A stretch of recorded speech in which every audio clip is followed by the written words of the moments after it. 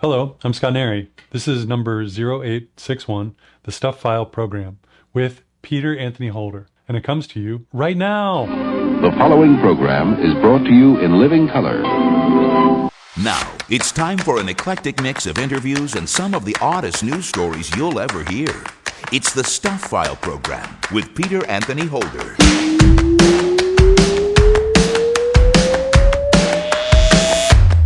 Hey there, hi there, ho there!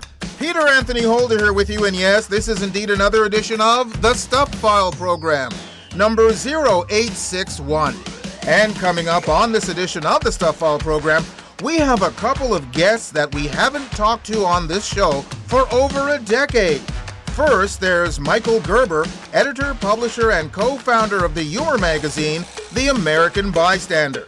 When we talked to him 10 years ago, did he think the magazine would still be a success a decade later? I thought that we would either be much bigger in scale or we'd be out of business. I didn't realize that we could stay in business for 10 years and be a niche publication in the best sense of that word. In general, when you start a magazine, you're focused tightly on an audience that you think advertisers want to reach, and everything comes from that.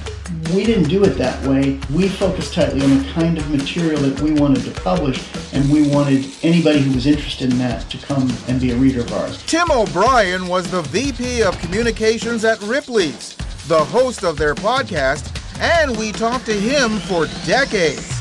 But that all came to an end 15 years ago when he retired. But he's still keeping busy. I retired in 2014. I'm going on 80 right now, so I thought it was time to get out and start not listening to the man, but doing my own thing. I resigned from them. They gave me the wonderful title of Ambassador of Odd, and that is my claim to fame. No cruise for the family on retirement, no gold watch, but a new title, which I appreciated much more.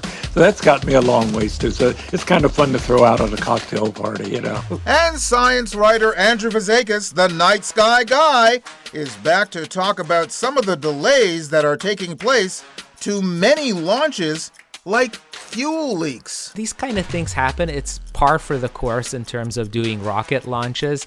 You're dealing with, super cold liquid hydrogen, for instance, that's like minus 250 degrees or something Celsius. You have to remember, liquid hydrogen is like the smallest molecule, most abundant, but most smallest molecule in the universe. And it can leak through tiny, literally microscopic gaps in those lines. So this is a problem that happens often. And there's lots and lots of Stuff File news, dad joke theater, Sir Dudley's Poetry Corner, morning shower thoughts, and of course, an idiot of the day.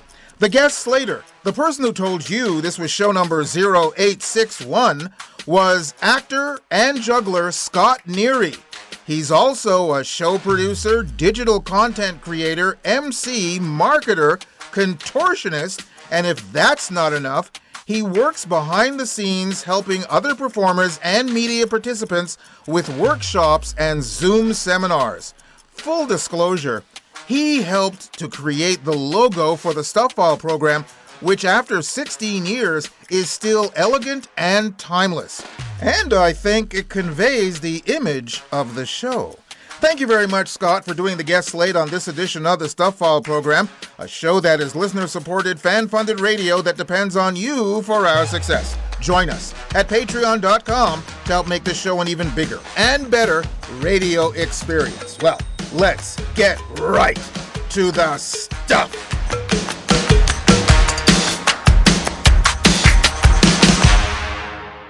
Eight llamas helped catch a thief by surrounding him in a field until police arrived in Derbyshire, England on February the 2nd. The suspect had stolen from a woman and fled onto farmland owned by Heidi Pierce and Graham Oliver. Said Price, "Our llamas galloped over to him and surrounded him. They literally made a circle around him and then started releasing their warning cry, which sounds like an old man laughing. And by the way, if you haven't heard a llama, this is what their warning cry actually sounds like."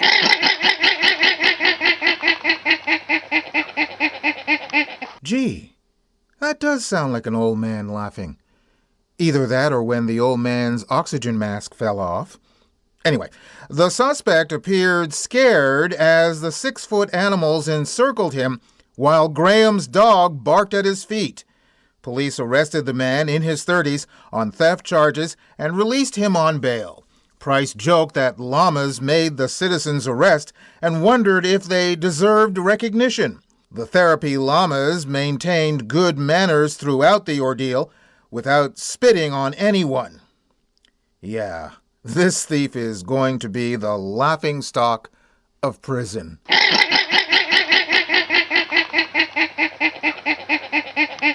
A Boston area Raising Cane's filed a lawsuit against its landlord after receiving an eviction notice over complaints that the restaurant, quote, smells like chicken fingers, unquote. The humble Raising Cane's chicken finger. 24 hours of marinating and not a word about its flavor. Flavor isn't the issue here. The Louisiana-based chain claims the landlord is using odor complaints as leverage to break lease terms that granted Raising Cane's exclusive chicken restaurant rights at the location. At Raising Cane's, we do one thing, and we do it better than anyone else. So why not let our food do the talking? The landlord wants to bring in Panda Express next door, which Raising Cane's argues violates their 2021 lease agreement. You mess with the pandas, we bust your chopsticks. It's an exotic fusion of flavors, only at Panda Express. The restaurant spent over $200,000 addressing odor issues, including exhaust inspections, window sealing, and consulting fees. A consultant found the odor problem stems from building issues outside Raising Cane's leased area. The lawsuit seeks a declaratory judgment that chicken finger smell isn't an offensive odor and requests monetary damages. Can't we all just get along? Raising Cane's, only the best chicken finger meals. One love. Something really wrong is going on. Mr. Kirkland, you are out of order! You're out of order! You're out of order! The whole trial is out of order! And let's get to our first guest here on this edition of the Stuff File program. Michael Gerber is one of the founders of the humor magazine The American Bystander. We spoke to him 10 years ago, just after the quarterly publication started with a successful crowdfunding campaign. So here we are a decade later to see how the publication is doing. Michael joins us from Philadelphia via Riverside.com. Hi, Michael. Hi, how are you? Just tickety-boo. Thanks very much for being on the program with us once again. One of the things that I did ask when we last talked to you, which was show number 0346, is the fact that your magazine is called The American Bystander. Why the word bystander? It's funny. That title was developed by my partner, now deceased, Brian McConaughey. And I believe that there is a law that is different between America and England regarding the liability of bystanders in either jurisdiction. And I think Brian just found it a wonderful phrase. That also, too, was very appropriate to his style of humor. It was very sort of whimsical and detached and observational and gentle. Brian really was an American bystander in a lot of ways, and we miss him every day. And one of the first questions I asked you back 10 years ago was, one of the first answers you gave was you talked about the trepidation of starting a magazine. How optimistic were you back then? And are you in any way, shape, or form surprised on the success of the magazine, or was this exactly what you were expecting? I am a naturally optimistic person, but also, too, I had worked in the magazine and book publishing businesses long enough to, when we resurrected this thing in 2015, to be pretty realistic about what our chances were. I have to say I'm just absolutely delighted that we're still around 10 years later. I think it's really a testament to the enduring popularity of this kind of material, but also the quality of the people that we've been able to publish. We've been very fortunate, and we have some great readers. You also said back then that you were starting out very, very lean. How has that changed over the course of 10 years, or did you just keep the lean model? Oh, we did keep the lean model because I think that that's really the only way to publish anything independent these days. I just learned recently that Graydon Carter's email follow up to Vanity Fair, called Airmail, was just sold for half as much as they initially raised. I think that that old model, that old extremely capital intensive model, doesn't really work for publications anymore. And to the degree that people still use them, it makes you completely beholden to whatever your fund source is. So the only real way to be independent, and certainly the only way to do a comedy publication where you need editorial independence, is to be super lean. And we're always looking for ways to kind of get directly to a reader more efficiently. That's the other part of it. It's not just leanness on how you create it, it's also efficiency in how you distribute it. And because the only model that really works over a long period of time now is one where readers really invest in you and they become your fans, they become your supporters. How has the magazine changed over the years? Or is it exactly the same as it was in your first issue? I think that's a really interesting question, and one that's honestly longer than the entire time that we've allotted to this today.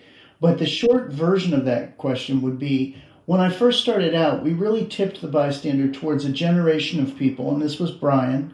This was people like Jack Handy, the cartoonist Jack Ziegler, Ross Chast, M.K. Brown, people who'd either been in the National Lampoon during its glory days in the early 70s, or people who were still writing that kind of material. So people who had come up reading humor magazines in the classic format, and then also had some experience creating that kind of material. Now, as the years have gone by and a lot of our original contributors have passed away and been replaced, slowed down as they gotten older, and been replaced in our pages by people that are closer to my age, I'm 56 or younger, you're getting a kind of a different flavor, shorter material, less aggressively literary, though I will say our last issue just had a couple of long short stories in it. So it's interesting. There's definitely a change in what people write because the old magazine markets really aren't there. So people aren't writing short stories, and they're not even writing kind of 1,200 word New Yorker style humor pieces anymore. Those are shorter. Those are 600 words or 500 words or 750. The cartoons, there's less long illustrated pieces and more sort of one panel cartoons because that's what people do. That's what gets the most traction on the web. But there's also a tension because we are so unique as an outlet that the people who know us love us and the people who write for us and draw for us love us. So they do stuff specifically for us. And so while the culture continues to pull away from these old literary forms, what we're finding is that people are becoming more and more loyal to them and loyal to us as a result. Not only the contributors, but also our readers. Our readers are just absolutely bonkers for this thing. When you first started, I'm sure you had an audience that you were going after. Did you attain that audience, and were you at all surprised on the breadth of the audience that you have now attracted? The thing was that I thought that we would either be much bigger in scale or we'd be out of business. I didn't realize that we could stay in business for 10 years and be a niche publication in the best sense of that word. So who was I trying to appeal to? Well, in general, when you start a magazine, you're focused tightly on an audience that you think advertisers want to reach, and everything comes from that. We didn't do it that way. We focused tightly on the kind of material that we wanted to publish, and we wanted anybody who was interested in that to come and be a reader of ours. So as opposed to a magazine for women between 18 and 24 who are interested in cosmetics, that would be, a typical magazine definition. We are extremely varied in who we publish, how we publish, what forms we publish, the only common denominator being if you like literary humor and cartoons and fine illustration. And so we have a really pretty diverse audience. I would say we have a much older audience than most magazines. Most of our people are over 40, and that's very rare for a magazine. But I'm always surprised at how many young people we have. And just over the weekend, a friend of mine who's 26 said that he needed 5 more copies because his friends took them all from his apartment. So I do think there's a lot of interest in print humor magazines, just like there's a lot of interest in sort of vinyl records in that way. Well, we currently live, as the saying goes, in difficult times, and everyone seems to be pointing fingers at things that people say. Mm-hmm. Is it difficult in this time to be a humor magazine? And do you lean into that or do you stay away from that? Well, if you mean by lean into it, do we lean into politics or stay away from them? I.e., do we participate in the sort of constant furor that happens online, or do we create an oasis away from that? I have to say, I think that's almost an article by article call that I make. What I'm interested in is reflecting authentic voices, and so if somebody is writing something that touches on the current political scene, of course we're going to run that. If it's well expressed and funny and not simply just caustic. Is it hard? Yes, of course it's hard. Even in my most paranoid fantasies, I didn't think where we'd be in this current political state, and I think that I'd be foolish not to think that there aren't real penalties potentially for running material that, the administration doesn't like. At this point, we're too small to have attracted that kind of attention. But I think being an editor and a publisher these days, I think you'd be silly not to think that that's possible. So yes, I do think about it. But at the same time, I think it makes it that much more important for us to stand up for notions of, I don't even know how to say this, notions of basic decency and use satire to kind of put forward an idea of the America that I was born into in 1969 and grew up in the 70s and 80s. A real kind of diverse America that believed in the power of immigrants to come over here and change their lives for the better and improve the country as they did it. So I won't say that we don't go out and court controversy, but I think that if in the method of what we're doing, or that if we do a humor magazine that is in the tradition of Mad and National Lampoon and Spy, all magazines that come from a certain kind of humor that was developed in the 50s and 60s and 70s. If we do that, if we're true to that message, and we are naturally going to have certain opinions on one side of the political spectrum or the other, and I don't shy away from that because I think it's really important, particularly as speech gets narrower, as sort of authority kind of squeezes down on speech and squeezes down on comedy. I think it's really important for magazines like the American Bystander to push out against that as much as possible. And maybe that's famous last words, but we got to do it. You can't.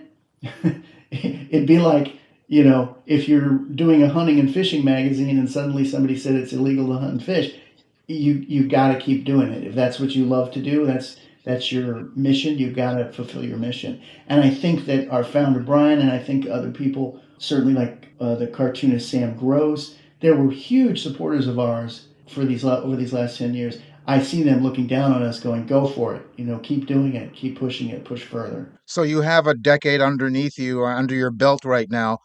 What do you foresee for the next 10 years? Well, we're getting into book publishing, which is nice because we have a lot of contributors who write books, and it's harder and harder to get them published and distributed. And I've had a lot of success in the book publishing business. I've sold over 1 million books and kind of know how humor books sell and how to package those effectively. So we're doing that. For years, we were talking about doing a podcast, which would be something along the lines of the old National Lampoon Radio Hour, and I'd still love to do that. Just last year, we became tax deductible. We became a 501c3, and so people can now donate to forward our mission. And that has been very successful. And so, we'll start fundraising to do more book publishing and put together podcasts in addition to the magazine. And then we'll see what else the community needs. Peter, that's a lot of what this is, where I just was listening to a podcast last night. Guy was talking about how for stand-ups, it's harder and harder to become successful.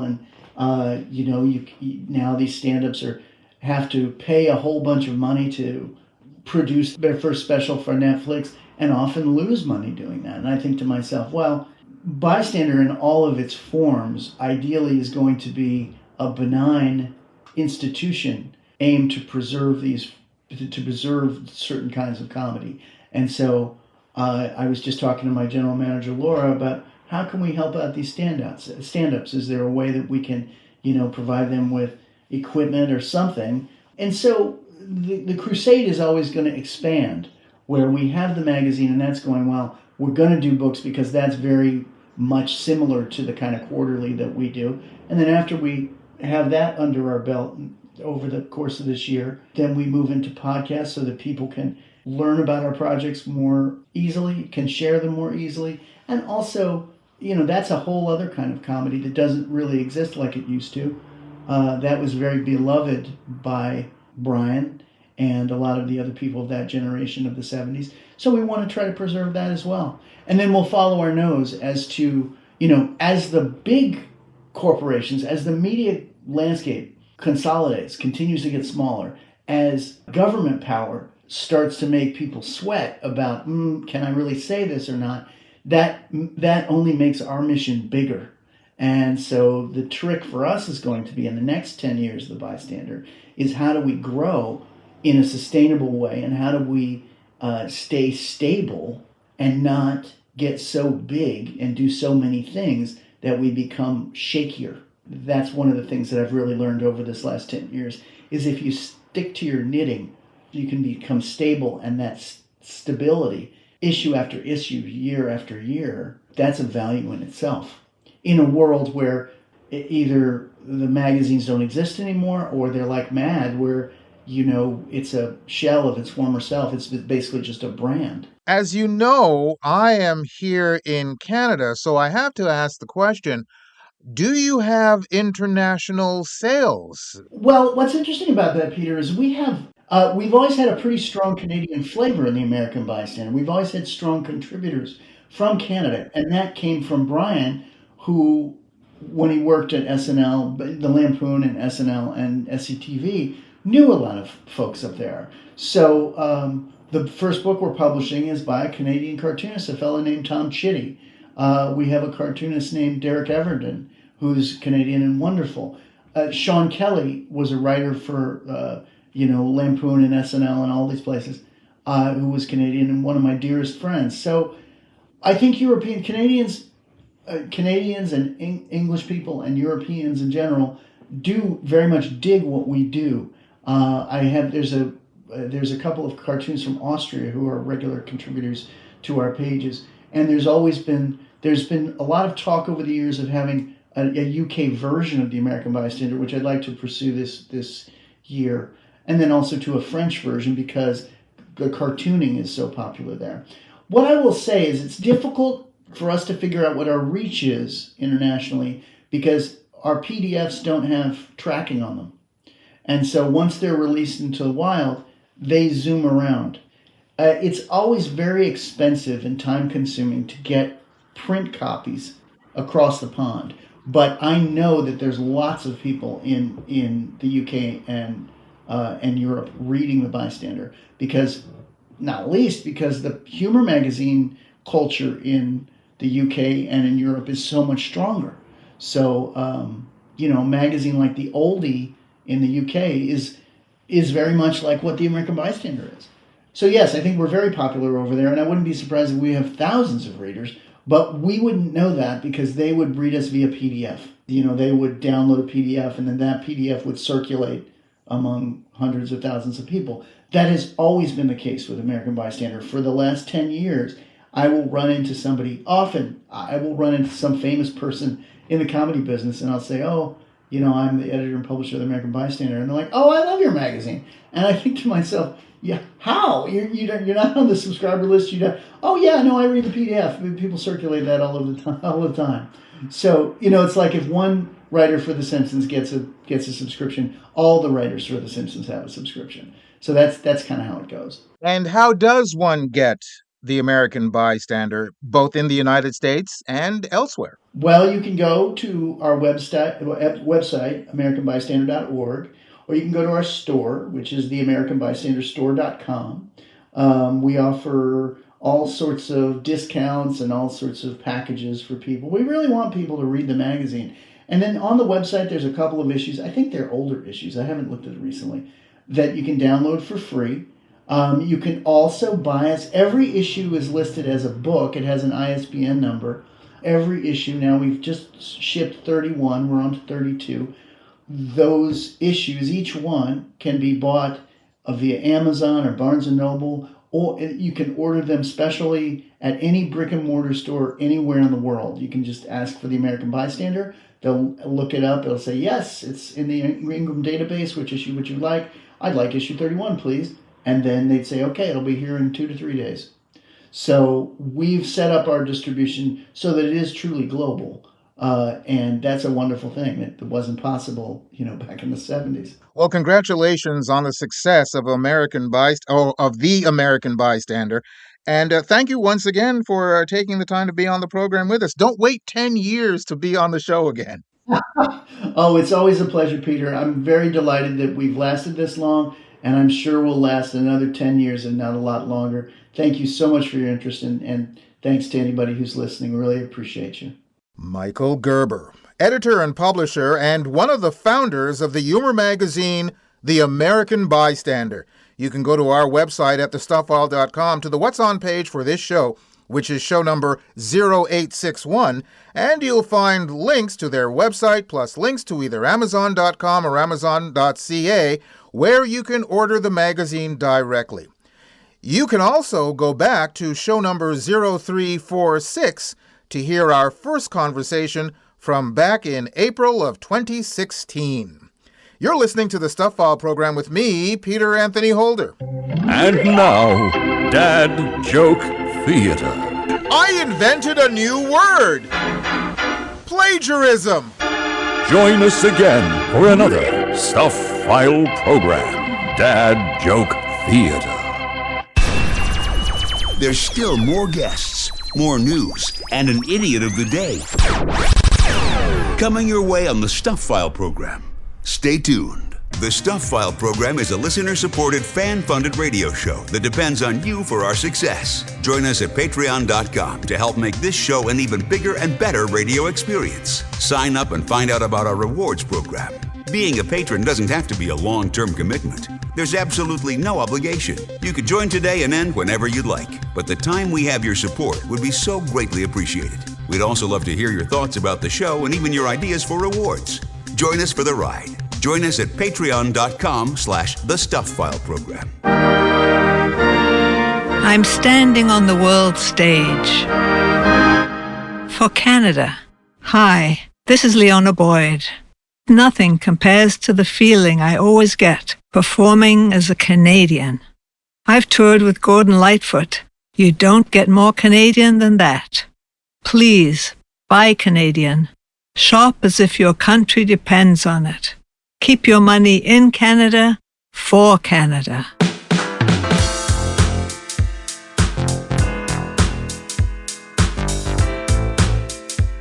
You're listening to the Stuff File program with Peter Anthony Holder. It's way more fun and a lot healthier than licking all the buttons on an elevator. And still to come on the program, we will talk to author Tim O'Brien, plus Andrew Fazekas, the Night Sky Guy, is back with another visit talking about space. We also have Sir Dudley's Poetry Corner, a morning shower thought, and of course an idiot of the day, and much more in Stuff File News right here, right now. An employee at SW Corp in Miami, Florida, noticed the company's smart toilets were being sold on Facebook at prices and in quantities inconsistent with legitimate retail distribution. She called the number in the listing pretending to be an interested buyer, and the seller confirmed he could supply the toilets in quantity. The unnamed employee checked security cameras at the plant and found a truck at the dock with toilets on pallets being loaded quickly and without paperwork. She called in sheriff investigators. Detectives say 37-year-old Paul Joe Gomez An employee at the company diverted company merchandise, including more than 400 toilets, bathtubs, saunas, and other items worth more than $400,000 to sell online in a repeated pattern of diverting company merchandise from the premises rather than a single isolated occurrence. Gomez is charged with grand theft and organized fraud. Another promising career flushed. Uh-oh. You're getting flushed. So sorry. And speaking of toilets, New York City experienced a dramatic drop in water usage across all 5 boroughs during Bad Bunny's Super Bowl halftime performance. However, the 15 minutes immediately following the show saw a massive spike equivalent to 761,719 toilets flushing simultaneously citywide, according to NYC Water's official social media account. The data suggests many viewers remained glued to their screens during the high-energy performance rather than take bathroom breaks. According to ratings, the show drew 128.2 million viewers, and Telemundo set records with 3.3 million viewers, making it the most-watched Super Bowl in U.S. Spanish-language history. So, I guess the people who are still vehemently complaining about the Super Bowl halftime show, you can stop now, because basically, you're all wet. Uh-oh. You're getting flushed. So sorry. And now, this. The Stuff File presents Sir Dudley Piddly Havisham Sedgwick Smythe's Poetry Corner. I'm papering walls in the loo, and quite frankly, I haven't a clue, for the pattern's all wrong, or the paper's too long, and I'm stuck to the toilet with glue. And let's get to our next guest here in this edition of the Stuff File program. We haven't talked to Tim O'Brien for about a decade and a half. He used to be Ripley's VP of Communications and was the host of Ripley's Radio, an on-demand oddcast. He's retired now, but no moss is gathering on him. He's very busy as an author and photojournalist. He's also the founder of Casa Flamingo Literary Arts, and he's got a few books out. Tim joins us from Nashville, Tennessee via Riverside.com. Hi, Tim. Afternoon, Peter. It's a pleasure to have a chance to talk with you. I mean, full disclosure to our audience, back in my old radio show, when on old terrestrial radio, I think I had you on every year a new Ripley's book came out. You did. And we could always count on Peter to give us a little publicity up in the Montreal area. So how long have you been retired? I retired in 2014. I'm going on 80 right now, so I thought it was time to get out and start not listening to the man, but doing my own thing. So I resigned from them. They gave me the wonderful title of Ambassador of Odd. And that is my claim to fame. No cruise for the family on retirement, no gold watch, but a new title, which I appreciated much more. So that's got me a long ways too. So it's kind of fun to throw out at a cocktail party, But I've been busy. It's 12 years now. I've been out, and I started back in the 90s. I was working for a guy who wanted a book written about him. And I said, well, I'll help you. So I found out all about publishing at that particular time and printed the book. And since then, I've written 18 books. That's much more fun than a 9-to-5 job, believe me. And I love the research. When did you start Casa Flamingo Literary Arts? That was when I was still working with the company that I worked with even before Ripley's. Back in, I think it was 96, I did it. And it was pretty dormant, just one or two things. And I published a couple of my own, like the Amusement Park Guide and some of the stuff. And then as it got through with Ripley's, I thought, now's the time to put the pedal to the metal and have some fun. I went from my areas of interest in writing, I went from amusement parks and theme parks into museums and attractions, and then into circuses, And then when I went with Ripley's, I got very involved in the side shows, the Sword Swallowers, etc. And then toward the end of that, I got very involved in Roadside America, the giants and all the weird stuff on the side of the road. So after I got out of Ripley's, that's pretty much all I've been concentrating myself on. Now, I noticed going to your website. First of all, you mentioned Casa Flamingo Literary Arts. I went to the website, and there are a couple of titles, recent titles, that are up there. Tim O'Brien's Roadside Pick and Picks and The Maine Roadshow. Tell us about those two books. Well, the Roadside Picks and Picks was the first one that I did after I was retired. And it's got like 450 some photos and several locations. And there were several things I was always, as a photographer, I was always pulled to. And that was the huge things, the giants and so forth on the roadside, the muffler men and so. And then the high, things on a pole.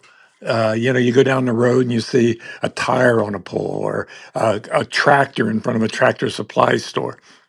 And then the half buried things like Cadillac Ranch and vehicles half buried. So that's those three things, and as well as the roadside art park, the upcycled park stuff. So it's all pretty funky. It's pretty niche, but I had a lot of fun doing it.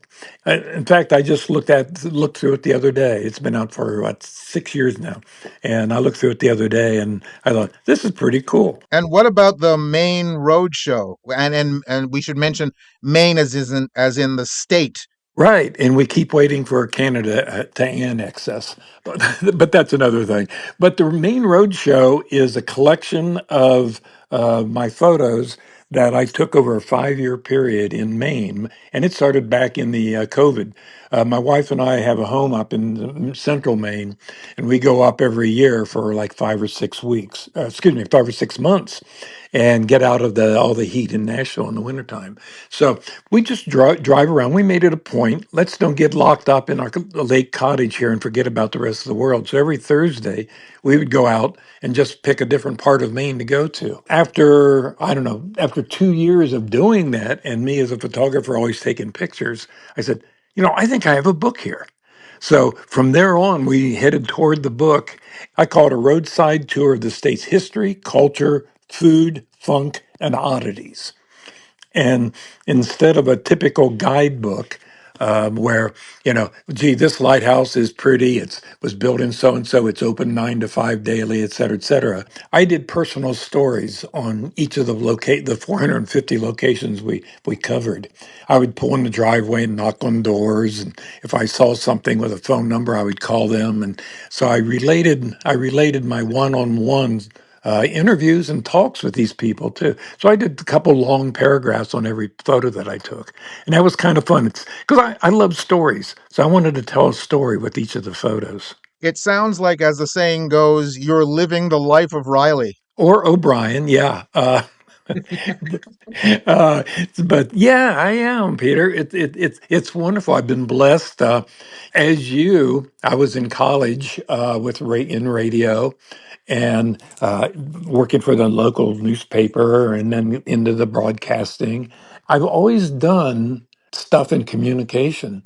So, I've never worked a day in my life, as I say, because it's so much fun doing the whole communication thing, through radio, then television, and then daily newspaper, writing obituaries and working for local magazines. And, then I settled on trade journalism, working for Ripley's, and the publication before I did that with Amusement to Business magazine that covered the outdoor entertainment industry. I switched to that whole concept back in the mid '80s, and I loved it because I always was writing stories and taking pictures and talking about things that I loved. I think we are kindred spirits, and I also wrote obits on radio. We respectfully direct your attention to the following funeral announcement. Yeah, Good Lord. I still remember those days. The publishing company that you have, Casa Flamingo Literary Arts, you also, if I'm not mistaken, you also publish other people's books, not just yours. I do. I have 4 other authors that I work with. They come to me with either a manuscript or a concept, and we'll sit down and we'll chit chat. And pretty much, I want to help people get in print who's never been there. A lot of people have dreams but have no idea on how to fulfill them. So, on a very, very low budget, I work with these other authors and help them get a book in print. And then I don't have the facility to be able to market it for them, but I can help design it for them. I have a designer working for me, and then I get it on pretty much all the online bookstores and booksellers around the world. Really, I work with them like that, and it's fun seeing things that people come to me and say, "Gee, I want to write a book about this," and then I'm able to help them. Unfortunately, 2 of them are outselling the books that I write, so. If people go to your website, which is casaflamingoliteraryarts.com, can they purchase not only your books, but some of the books that you have helped to launch? Absolutely. All 18 of my books are listed, and then the people that I work with, all their we got it divided in several sections of so it's all they're listed all together, and then by their name as well. So yeah, absolutely. And I encourage you to do that. Some of these small press writers are really good. Again, you're living the life of Riley, or at least the life of O'Brien. Congratulations on all that you've done since you actually retired. And again, I agree with the sentiment that you said earlier. You never worked a day in your life, because I've never worked a day in my life. It's all been a joy to do. And congratulations and kudos to you for not only doing that for your entire career, but also now in your post career. Yeah, and and it all comes down to having a wife who has a good job. Thank you very much, Tim, for being on the program with us. Hey, nice chatting with you again, Peter. Bye-bye. Good luck, everybody. Tim O'Brien, the founder of Casa Flamingo Literary Arts and the author of several books, including Tim O'Brien's Roadside Picks and Picks, and also The Maine Roadshow. You can go to our website at thestufffile.com to the What's On page for this show, which is show number 0861, and you'll find links to Tim's site and also to either Amazon.com or Amazon.ca, where you can order his books directly. You're listening to the Stuff File program with me, Peter Anthony Holder. Giving you something to think about. This is Morning Shower Thoughts. If we aren't supposed to eat midnight snacks, then why is there a light in the fridge? Morning Shower Thoughts from the Stuff File program. Got something for the mailbag? Drop Peter a line. He'd love to hear from you. Send your email to mailbag@thestuffile.com. And remember, stuff is spelled S-T-U-P-H. That's mailbag@thestuffile.com. Or catch up with him on Twitter or Facebook. There's more Stuff File coming your way in just a few moments. Here are 2 of the many glowing reviews that Michael Liebling has received for his novel The Serial Killer's Son Takes a Wife.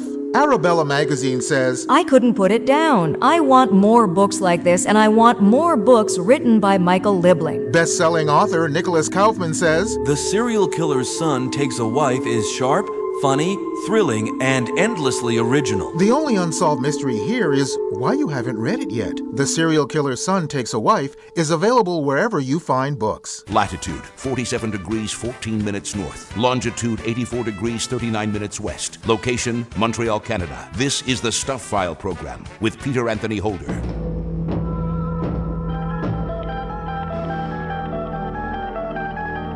Now, the Stuff File presents Andrew Fazekas, the Night Sky Guy. It's radio that's out of this world. Andrew Fazekas, the Night Sky Guy, is a member of the Royal Astronomical Society of Canada and the author of National Geographic's Backyard Guide to the Night Sky, and also National Geographic's Stargazer's Atlas, The Ultimate Guide to the Night Sky. And Andrew, there have been several delays within the space community in the last little while. I guess the biggest one is the Artemis mission. That's right, yeah. So we keep hearing it's very close, very close. We are on the precipice of humans going out to the moon. We just have to be a little bit more patient. Literally, we're probably weeks away from the launch of the Artemis 2 mission, carrying that's NASA's first crewed mission around the moon since Apollo 17 way back in 1972. This mission, it's had its delays because of fuel leaks on board during the launch attempt in early February. This is what we saw as they were doing what they call a wet rehearsal, like a launch rehearsal. And when they do those wet rehearsals, wet refers to actually pumping cryogenic fuel onto the rocket booster. They go through everything, the countdown timer and everything that would lead up to an actual launch. The astronauts are not on board at that point. They went through that in early February and they saw that there were some leaks in the fuel system. So to address that, and because they have a very limited launch window in terms of days, because you have to remember that when we're launching to the moon and they have all of this, how they've set the mission up, that 10-day mission to go around the moon and come back to Earth, the moon and Earth have to be positioned just right for everything to go perfect as planned and to have enough fuel for the mission. That window is only about 4 or 5 days long, and it's once a month. And so the folks at NASA said they'll probably need a little extra time to figure out about those leaks, and so they've decided to go for the next launch window set, which is in March. So we're going to see, hopefully, those 4 astronauts going on a 10-day lunar flyby mission. It'll be really interesting to see. How dangerous are those leaks, and how common are they? Yeah, I mean, these kind of things happen. It's par for the course in terms of doing rocket launches. You're dealing with, super cold liquid hydrogen, for instance, that's like minus 250 degrees or something Celsius. With something so cryogenic, it's very common to have the seals that exist in the tanks. With that extreme cold, they contract, they can crack. All that stress can do that to it. So it's very tricky, especially with like liquid hydrogen. It's like that. You have to remember, liquid hydrogen is like the smallest molecule, most abundant, but most smallest molecule in the universe. It can leak through tiny, like literally microscopic gaps in those lines. So this is a problem that happens often. It happened in the Artemis 1 launch 3 years ago, the unmanned testing. They had it then and they have it now. And it's something that just happens often. I think this whole idea of the fueling, the cryogenic fueling, this leak that happened, this is something that just is very, very common with rocket launches. I mean, even decades ago, with the space shuttle, we all learned as public about what these fuel leaks are and why they can be potentially dangerous, and they have to be mitigated very quickly. It'll be very interesting to see. Now, you mentioned Artemis 2, and then in passing, you mentioned Artemis 1, and I also understand that Artemis 3 has been also pushed back and delayed. That's right. So the Artemis 2, the one that we're on the precipice of, is, just as a reminder, we're not landing on the moon. We're actually just whipping around, swinging around the backside of the moon, and then coming back to Earth. That whole mission is 10 days long. The next mission, Artemis 3, is the one that's meant to land astronauts on the surface of the moon. And now the latest reports say that mission has been pushed back to 2028. It was supposed to happen next year, in the fourth quarter of next year, but now it's been pushed back to 2028, the first quarter of 2028. And the delay really is all centering around SpaceX's giant mega ship, Starship. This is their human landing system that they're calling Starship, which still needs a successful orbital refueling and lunar test flights to be done. I mean, they've fallen very far behind in their testing. They haven't even had a complete successful test mission yet. And NASA is really counting on SpaceX's Starship to be the ferry that astronauts will be used from lunar orbit to the surface, to actually land on the surface using one of these starships. It's a very complicated thing. I think a lot of people in the space industry are not surprised by this delay of Artemis 3 because of how slow they have been in getting Starship ready. All of this is important because it really signals how dependent NASA is now on its commercial partners. SpaceX is delayed, but, there are other companies out there that are biting at its heels, namely Blue Origin, which is run by it's Jeff Bezos' space company, and they also have contracts with NASA, and they've been going, well, if SpaceX can't do it, maybe we can for you, So SpaceX really is under a lot of pressure to perform. It's a long gap, 2028, just a reminder, Peter. I mean, that's 56 years after Apollo 17. So we'll have to see. You mentioned SpaceX. SpaceX has some issues themselves when it comes to going to Mars. Yeah, I mean, just in the last week or so, there's been a lot of chatter on social media that Elon Musk has initiated regarding where the focus of SpaceX will be, the grand ambitions. We've all heard Elon talking about Mars or bust in terms of his vision, his dream of having humans go to Mars. Not just a few of them, but eventually setting up actually a colony, having 100 people, having 1 million people eventually on Mars, and using his giant starship to get there. But what's interesting is this past week, he's pivoted his feeling or his ambition of what he wants to do. He's tweaked it so that now he sees the moon being the stepping stone to going to Mars.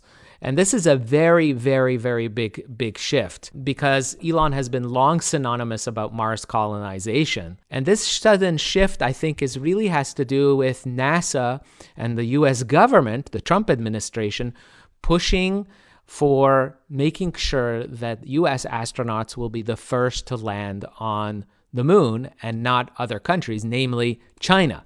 There's this big space race brewing between the U.S. and China has openly admitted that they are working very hard to land their taikonauts, their Chinese astronauts, on the surface of the moon, specifically in the south polar region of the moon.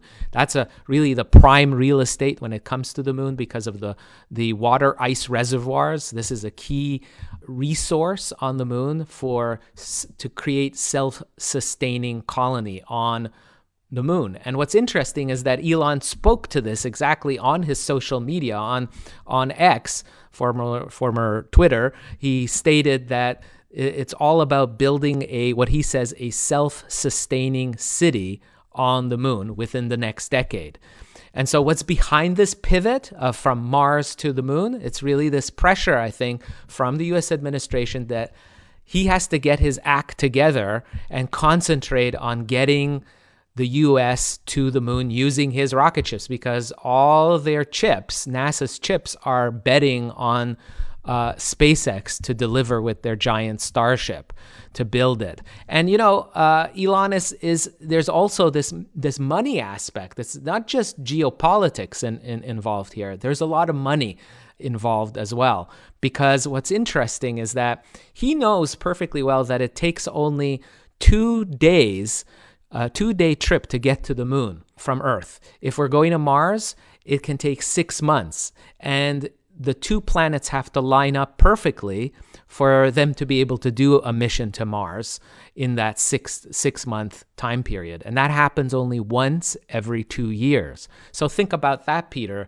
If he's building these rockets and doing all this work to go to Mars, it's only once every 2 years that they'll be able to launch these missions. But if he's building rockets for NASA on these giant multi-billion-dollar contracts to go to the moon, well, they can launch literally once every 10 days. They could be launching missions. So think of the how much work contracts SpaceX can get if they are concentrating on the moon. So there's a huge economic benefit here for SpaceX in terms of pivoting to the moon, and it kind of lessens the pressure on them too, from the Trump administration in being able to align with the government politically and make sure that they land U.S. astronauts before China does. There's so much to talk about, and we have now run out of time. The one thing I wanted to talk about was about private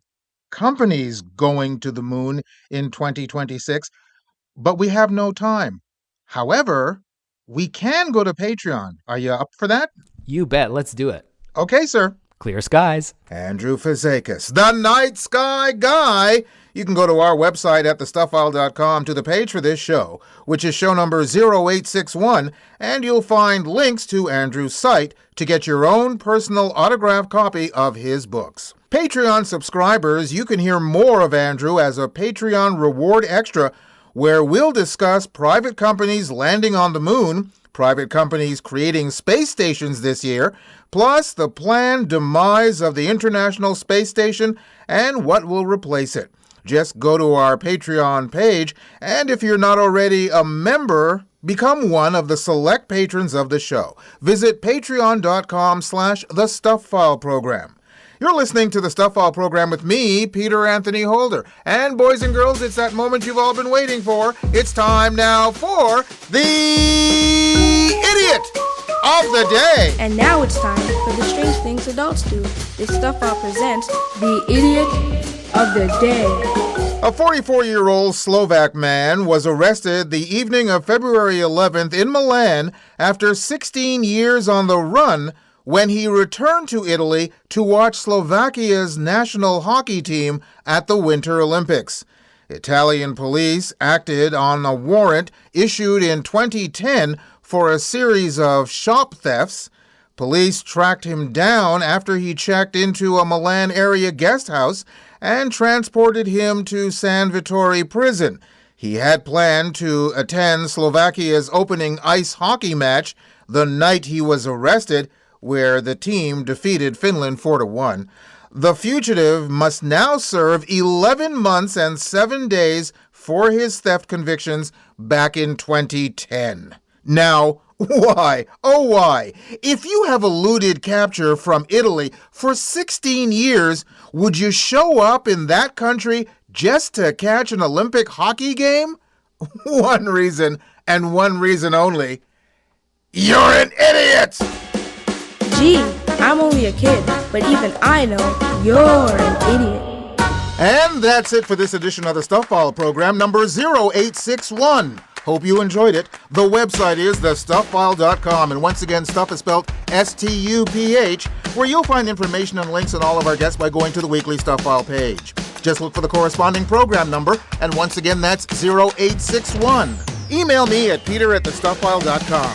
You can also find me on Facebook, Spoutable, Mastodon, and Blue Sky as PA Holder. Check us out on patreon.com, or you can become a patron of the program.